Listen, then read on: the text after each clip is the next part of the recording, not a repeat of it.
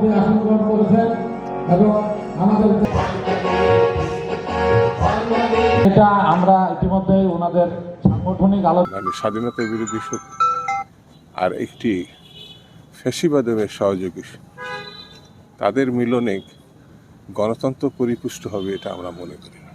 বরঞ্চ যারা গণতান্ত্রিক ধারায় আছে তারা নিষ্কলুষ হবে, তারা পরিশুদ্ধ হবে, তারা এগিয়ে যেতে পারবে।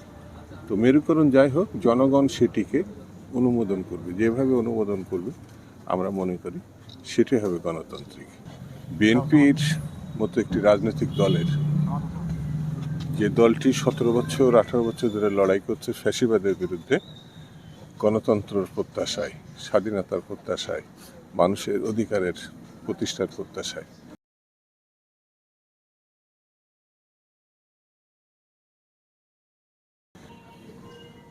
আমরা বাংলাদেশটাকে গণতান্ত্রিক ধারায় ফেরত আনতে চাই।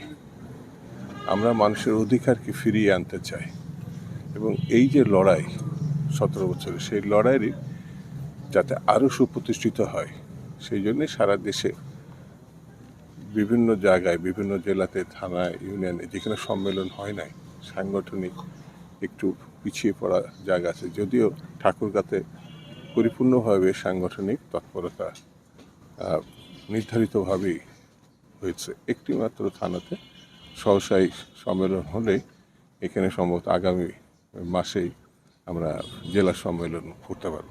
তারপরও এখানকার নেতাকর্মী যারা আছেন, সংগঠক আছেন, তাদের কাছ থেকে আমরা স্থানীয় সমস্যা, স্থানীয় কথা, রাজনৈতিক সাংগঠনিক বিষয়গুলো জানতে চাই। এই বিবেচনায় এই মিটিং অত্যন্ত গুরুত্বপূর্ণ।